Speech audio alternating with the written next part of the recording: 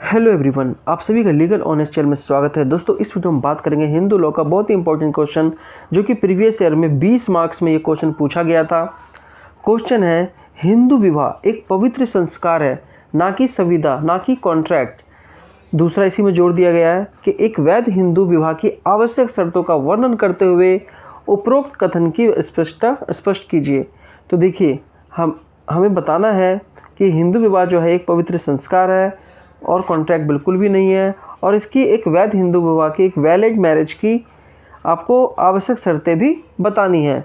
तो चलिए शुरू करते हैं। हिंदू विधि में विवाह को एक महत्वपूर्ण संस्कार माना जाता है।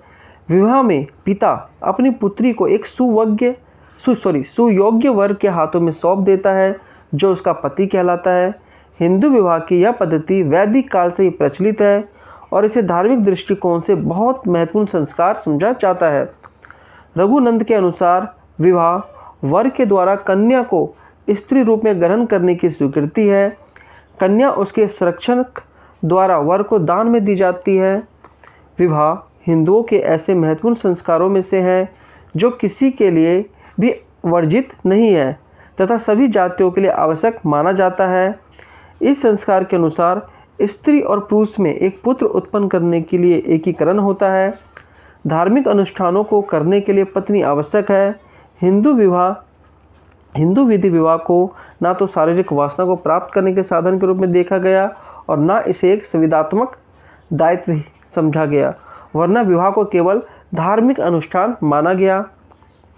मद्रास तथा बम्बई के उच्च न्यायालय के निर्णय में यह स्पष्ट कहा गया है कि विवाह का महत्व जो है मुख्यतः इस बात से स्पष्ट होता है कि हिंदू धर्म में विवाह को उन 10 संस्कारों में से एक प्रधान संस्कार माना गया है, जो शरीर को उसके वंशानुगत दोषों से शुद्ध करता है।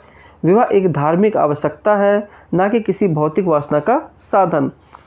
स्त्री को अर्धांगिनी तथा धर्मपत्नी की संज्ञा दी गई है, जिसका अर्थ है कि पुरुष का आधा भाग उसकी पत्नी है, अर्थात बिना विवाह हुए उसका व्यक्तित्व अधूरा रहता है। विवाह के बाद ही उसका व्यक्तित्व पूर्ण माना जाता है।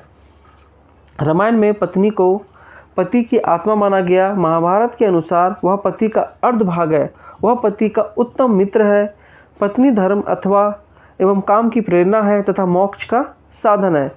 हिंदू विवाह एक संस्कार इसलिए माना जाता है कि क्योंकि वैवाहिक संबंध वर कन्या के मध्य किसी संविदा का परिणाम स्वरूप नहीं उत्पन्न होता है। यह कन्या के पिता द्वारा वर को दिया गया एक प्रकार का दान है, जो अत्यंत पवित्र एक महत्वपूर्ण दान माना जाता है। विवाह धार्मिक अनुष्ठानों को संपन्न करके ही पूर्ण माना जाता है। विवाह की परिभाषा रघुनंदन ने इस प्रकार की है कि वर के द्वारा कन्या को स्त्री के रूप में ग्रहण करने की स्वीकृति विवाह है। दोस्तों, मैं इसको बंद कर दूं, बार फ़ोन नहीं तो बजता रहेगा। अब हम बात करते हैं जिसमें पूछा गया था, हिंदू विवाह की शर्तें, एसेंशियल ऑफ वैलिड मैरिज क्या है। देखिए, 1955 का हिंदू विवाह अधिनियम हिंदू विवाह को नियंत्रित करने वाले एक संहिताबद्ध कानून है। 18 मई 1955 को एक संहिताबद्ध कानून बनने पर हिंदू विवाह अधिनियम 1955 सभी हिंदुओं, बौद्धों, जैनियों या सिखों के लिए लागू हो गया। यह अधिनियम उन सभी व्यक्तियों के लिए भी अभिनंदन है जो मुस्लिम, ईसाई, पारसी या यहूदी धर्म से नहीं है। जैसा कि अधिनियम की धारा 2(1) द्वारा प्रदान किया गया है। अधिनियम की धारा 5 बिंदु विवाह के लिए शर्तों का उल्लेख करती है। धारा 7 में हिंदू विवाह के संस्कार बताए गए हैं तथा धारा 8 में हिंदू विवाह के रजिस्ट्रीकरण के संबंध में भी उपलब्ध किए गए हैं।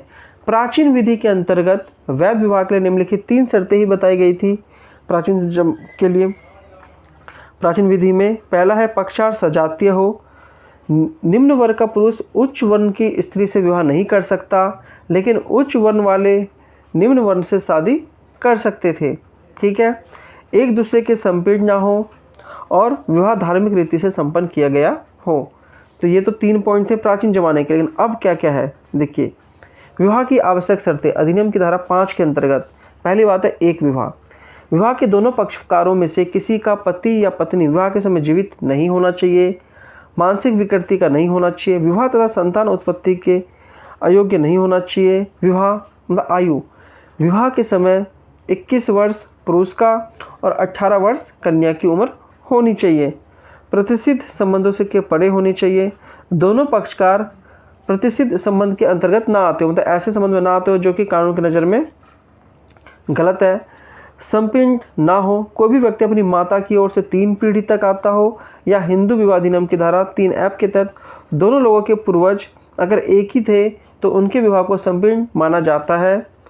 अपवाद, यदि विवाह के पक्षकार ऐसी प्रथा से प्रशिक्षित है, ऐसी प्रथा को मतलब फॉलो करते हैं जिसके अनुसार उपयुक्त प्रतिष्ठित संबंधों के विवाह संबंध हो सकता है, तब यह शर्त लागू नहीं होगा। किंतु ऐसी प्रथा दोनों पक्षकारों में प्रचलित भी होनी चाहिए। अगर पहले से लोगों को प्रथा है कि शादी किया जा सकता है संबंध में अपने, तो वे कर सकते हैं, लेकिन अगर ऐसी प्रथा नहीं है तो नहीं कर सकते। ठीक है। प्रतिष्ठित संबंधियों के साथ विवाह शून्य होगा। धारा 11 के अंतर्गत प्रतिष्ठित संबंधियों के साथ विवाह शून्य करार दिया गया है। 18वीं सदी के अधीन इस प्रकार विवाह करने के दोष में दोषी पक्षकार को 1 महीने का साधारण कारावास अथवा 1000 रुपये तक का जुर्माना अथवा दोनों हो सकता है। पक्षकारों का हिंदू होना, जो छठा पॉइंट है, हिंदू विवाह अधिनियम 1955 के अधीन जो शर्त दी गई है उनमें सबसे पहली शर्त दो है, दोनों हिंदू पक्षकारों का होना अति आवश्यक, दोनों ही हिंदू होने चाहिए। हिंदू विवाह के संस्कार, ऐसे आधार एवं संस्कार के अंतर्गत सप्तपदी आती है जिसमें विवाह अग्निवश के सम्मुख वर और वधू द्वारा मिलकर 7 फेरे लेते हैं। देखा ना, अग्नि के सामने 7 फेरे लिए जाते हैं, यही है। आर्य समाज के भीतर होने वाले विवाहों में भी अग्नि के फेरे लिए जाते हैं, परंतु अग्नि के फेरे 4 होते हैं। यदि आर्य समाज में 4 अग्नि के फेरे ले जाने की परंपरा रही है तो हिंदू विवाह अधिनियम के अधीन इस परंपरा को भी स्वीकार किया गया है। जयमाला, अंगूठी इत्यादि पहल देने से भी हिंदू विवाह के कर्मकांड संपन्न हो जाएंगे। तो दोस्तों, ये बहुत ही इंपॉर्टेंट क्वेश्चन आपको समझ में आ गया कि हिंदू विवाह जो एक संस्कार है, कोई कॉन्ट्रैक्ट नहीं है, और एक वैलिड हिंदू विवाह के आवश्यक क्या क्या शर्तें हैं।